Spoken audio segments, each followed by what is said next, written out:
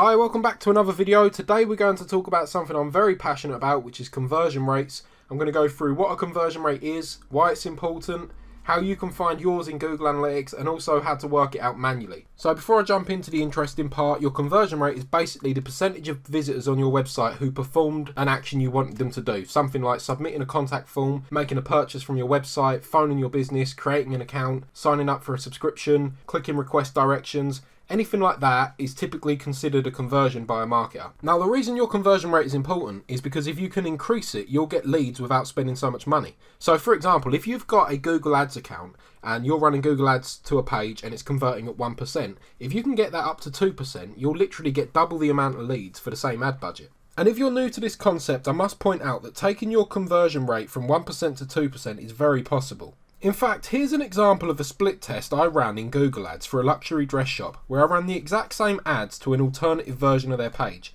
As you can see, I increased their conversion rate by over 77%, which saves them £2,341 for every 100 bookings they receive. So to find out how well your website's converting, you can head over to Google Analytics and go to Conversions, Goals, Overview. This can be helpful as it will show you your overall conversion rate on your website. However, if you've got a blog like this website right here, that value will be massively deflated. The best way to actually get data we can use is if we first set this back a little bit further. So I'm going to set this one back a few months, click Apply, and then we need to create a custom report. So if we go into customization and then click on custom reports, and then if we click on new custom report, it looks confusing but it's really not. Just click add metric and then put in goal completions, and then if we put in users,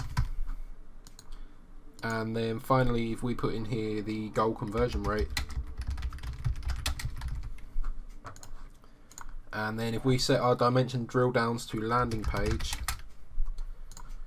scroll down and click on save. Now we've actually got some data we can look at and make a decision on. So as you can see right here, it's saying that the home page is getting a 1.99% conversion rate. That's not too bad, as this is a e-commerce website that also do appliance repairs. The first deep page has got a 7.57% conversion rate, which is quite good. Then the second repairs page there, a 4.27%, which is also quite good. Product category of fridge freezers, now that's converting a lot lower, and that's fine because that's e-commerce. 1.26 is pretty good. Then we've got the freezers, so that's Google Ads account what I'm running, sends them to that URL there where I've got the price from lowest to highest, and that's converting at 12.5%. That's really good, but don't expect that as a normal sort of thing for e-commerce. That's because of the current climate in the world. People are buying freezers because of the coronavirus. And then we've got, again, the next two repairs page around 6%, which is good. So with those pages there, 6% is good typically. However, they are actually converting much higher than that. The reason being is because the main call to action on that page is to actually phone the number. I do have an inquiry form at the bottom of the page, and that's what that's tracking. But phone calls are very hard to track through Google Analytics. However, in Google Ads you can see, and the majority of people do actually phone, so I would actually put that number 6% up to somewhere around 15-16% if the organic traffic performs anything like the Google Ads do.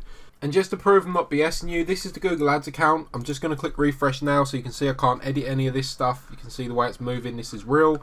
If we scroll down, this is my repairs campaign I'm running for this client, and we've got a 24.8% conversion rate, which is a lot higher than I said I thought the organic traffic could be. I like to be pessimistic instead of optimistic when it comes to this stuff, because I don't want to overestimate things. I'd rather keep pushing to improve things than hope that they're better than I know. But as you can see, this here, oh, and by the way, this is the exact same period of time as I set for Google Analytics, so you know there's nothing dodgy going on there either. Now, if you want to work out your conversion rate and you don't have conversion tracking set up in Analytics, or you want to try and actually figure out a little bit more of an accurate number, I've built a conversion rate calculator right here. The link's in the description you can go to, where you can just put in the amount of visitors you've had to your website. So if I said 1,000 for example, and then put the number of conversions, so if I was to say 15, and then click calculate, and it will give you back your conversion rate.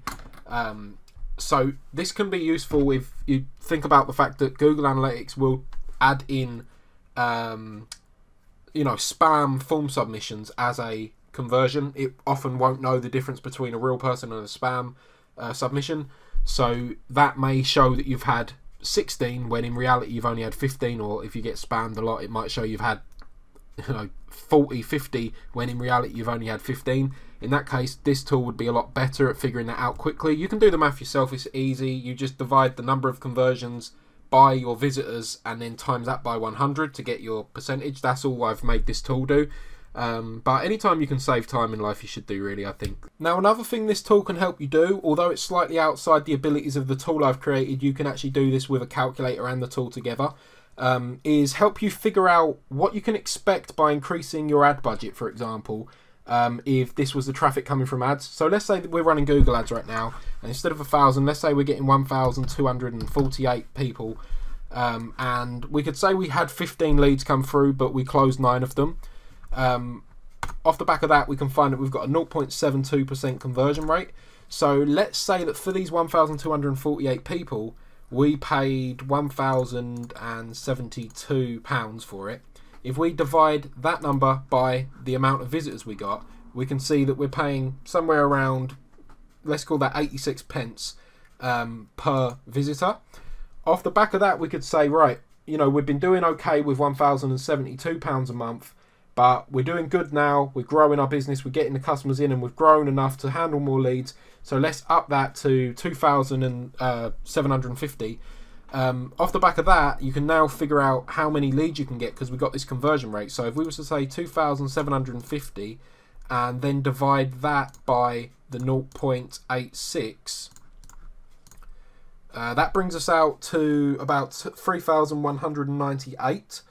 If we take that number, 3,198, if we take that number and times that by our conversion rate, so 0.0072, now we know, so that gives us 23. So now we know that if we was to increase our ad budget to 2,750, we'd end up with around 23 leads instead of the 9 that we had there that we could close, if you see what I mean. Closable leads. If you have an e-commerce website and you're trying to figure out how to get the conversion rate higher, definitely check out this video right here. Get more sales from your website, 2x e-commerce conversion rate. It's on this channel. It's about half hour long. It's not as fast paced as some of my other videos. It's a bit slower, but there is a ton of value here.